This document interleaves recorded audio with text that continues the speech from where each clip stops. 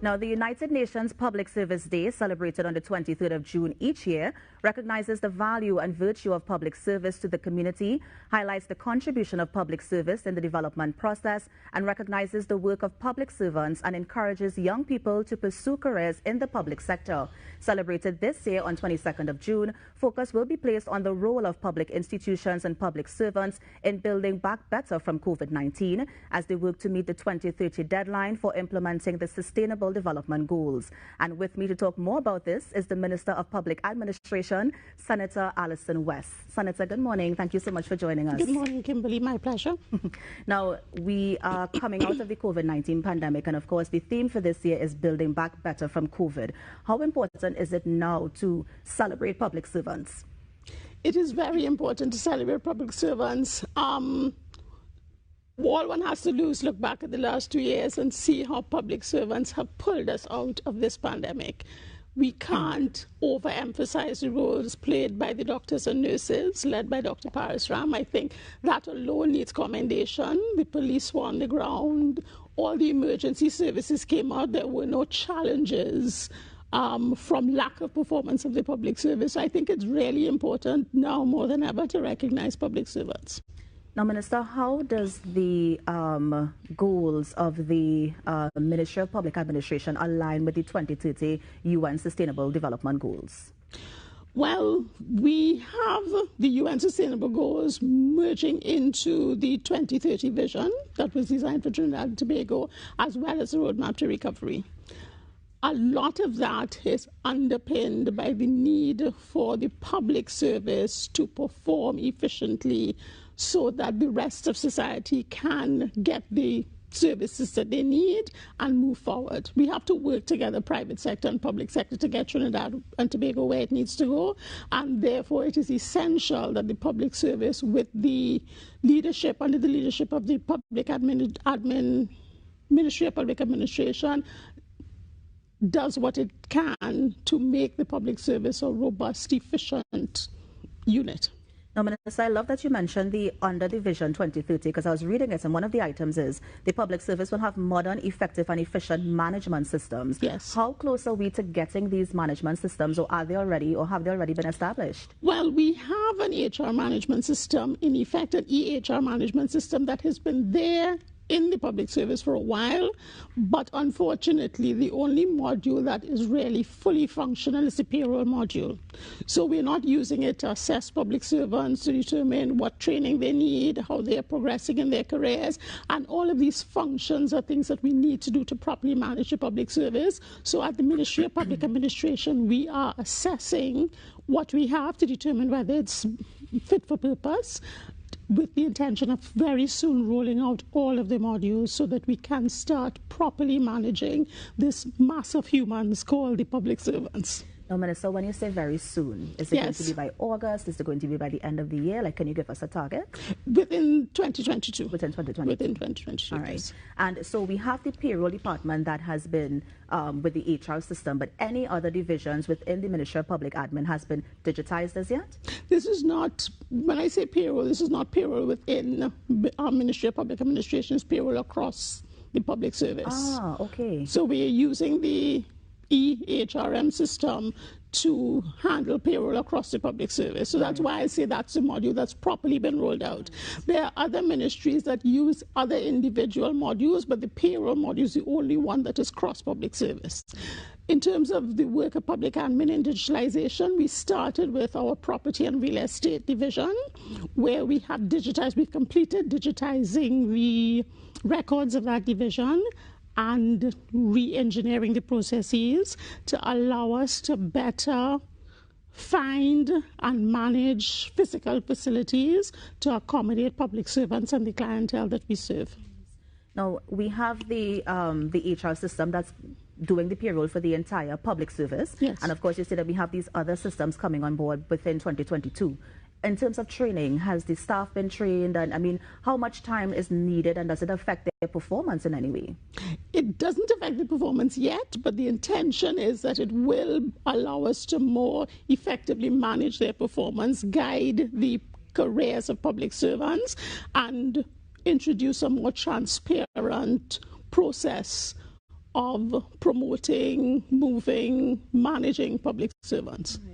I know that, I think it was it recently or last year, there would have been a training for the, I think was the PSS, the Permanent Secretary. In January of this year, right? Yes. Are there any other training that the ministry rolls out for staff or even managers at that level? Actually, within the Ministry of Public Administration is housed the Public Service Academy, which is the unit charged with training public servants. We will freely admit that the training has not been sufficiently structured and targeted in the past. So we just completed our training needs assessment, going out to public servants to get their feedback on what kind of training they think they need to better perform their jobs. We've got the results of that. We're going to use that to build out a more robust training program, focusing not only on technical areas, but also on soft skills, which is where we get the majority of complaints.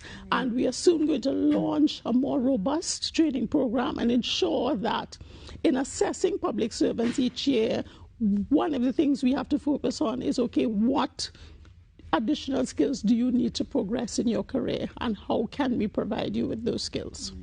Now, I know that before the digital ministry broke off from your ministry, you worked together. Right. Did you feel it, affecting the ministry in any way now that we have this separate ministry dealing with all that digitization that's taking place?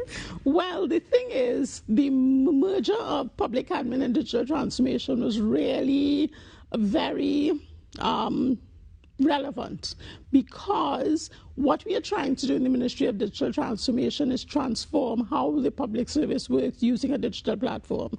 And the Ministry of Public Admin, on the other hand, is trying to transform how the public service works in general. So we need to merge those two together, and we still continue to work very closely with the Ministry of Digital Transformation to ensure not only that the machinery and the software are properly managed, but also that the processes that public servants use, the training that they need, how they are placed, and all these other things work together to ensure that we can maximize the digital transformation as it is introduced. Now, Minister, I'm going to switch gears a little bit. The work from home policy. Yes. Since COVID happened, we've been hearing about it. I know that the Ministry of Planning was in the process of drafting a policy. Can you give us an update on that? And exactly, do you have a way that you would envision it to work when it eventually becomes, this thing that we have to deal with? Yes. I actually have been in touch with the Ministry of Planning, because they took on the mantle because they had access to the consultants that were required to help us draft this policy, but it really will reside, implementation of it will reside in the Ministry of Public Administration. So I envisaged a world where people are allowed to work in the atmosphere, in the circumstances where they are most effective. There will always be the need for people to be physically in the area where they have to work, because they have clients coming in. But as we digitize more and more and people seek services more and more online, then it becomes less and less relevant as to where you are. But that can only properly be rolled out when the management of people is improved. Because you may be surprised to know that there are supervisors in the public service who don't know how to manage people if they're not in front of them. So we have to train them to do that. We have to train them as to how to allocate work so that they can properly manage the conduct of that work, how to deal with reporting of work. All of these things we're trying to put in place so that when we finalize the work from home policy, it will not be a reversion of what happened during COVID, when people thought work from home day meant a day off. Exactly. Yeah. So then, Minister, how soon are we to, can you even provide us with an update on where the work from home policy is now? It is in the process of being drafted. Planning said it should be ready in 2 to 3 months. So in the meantime, we are trying to address the other issues that need to be put in place to allow us to roll it out. And so when it comes to Ministry of Public Admin, which of course is the executing agency, is it that you have to train people first and then it's going to be, or is it going to be you put the plan in first and then training happens while the plan is in place? I would like to start the training now so that people know what is coming, and also I want at the same time to put in the HRM system so that we can more effectively manage public servants on that electronic platform. Now, Minister, while we talk about digitization, there are some older members within the public service who may not be able to manage that transition from manual to digital. How are we going to deal with that? We're training them too. We got an offer from Microsoft some time ago to make digital literacy training available to as many public servants as are interested in training, getting trained. So we are rolling that out to them so that what people have to do is to open their minds to the new technology, because a lot of the inability to maneuver really has to do with discomfort with the technology, more so than the difficulty of using technology. So we're asking people to open their minds, to take advantage of the digital literacy training, and we will continue to work with them to ensure that they are comfortable enough to do what they need to do. And Minister, for the ones who may not be comfortable making that transition, do you anticipate any job losses while we move to a more digitized ministry? The government's intention is not to terminate people. We have gone through a difficult COVID period where other countries in the world have been terminating people. So the intention is not to do that. We will continue to work with the people, but what we will do as we bring on new people, we need to ensure that they are ready to face the challenges of the new platform. Now, Minister, I can't have you here without asking you about that 2% offered by the yes, CPO. Kimberly, you can actually, but go ahead. No, Minister, I mean 2%, right? So there's the argument. The public servants are saying, listen, this is too little bit for the period that they've given us. And then some people in the public sector are saying, well, listen, I feel like you all don't do your jobs properly. So how do we find that balance in terms of giving them what they want and also serving the people that the public servants are supposed to serve? Well, I can't say too much about the 2% itself because this is negotiations is going on. It's being handled by the CPO, and the Minister of Finance is the minister in charge of that. But what I will say is that people need to remember a few things. One, we have received a bit of a windfall because of the war in Ukraine, but this is a short-term thing. So we can't assume that the additional funds we have now will be available forever. We have to ensure that we manage our resources to enable us to continue paying this increased wage bill, which is already very high. Yes, there are valid concerns from the public that the public service is not operating in the manner that it should, and that is something that we are trying to address. So the government made an offer. And when you make an offer, it is all about negotiation. It's not about jumping on your high horse and saying, well, no, that's unacceptable and disrespectful. So an offer was made, and the negotiations will take place, and we'll see where we land. But an important aspect for people to remember is we have to land at a place where we can afford. So, Minister, if coming out at the end of it, the CPO does say 2% and people decide to leave the public service, anything in place to, to recover those job losses? Or even to ensure that we have a working public service to serve the public? Well, it would have to be replacement of those that leave, if they decide to leave. We are in a difficult economic position, not as difficult as it was a couple of years ago, but not in a place where there are millions of jobs available out there. So I am less concerned about job loss as I am about discontented public servants and the impact that will have on their performance. So we are trying to manage it from all sides. Now, as the minister of such an important ministry, what is the one thing you wish the public will understand about the Ministry of Public Administration? That the Ministry of Public Administration is aware of the challenges that the public has and is determined to bring change. We want to create, and we're trying to create, we're determined to create a public service that is more citizen-centric and focus more on serving the public than it is on following rules and procedures. Because often people blame public servants for not allowing them in during the lunch hour or not opening the door to a 60-year-old when it's the licensing day for people under 60. But one must remember that rules are put in place and public servants are taught to focus on the rules.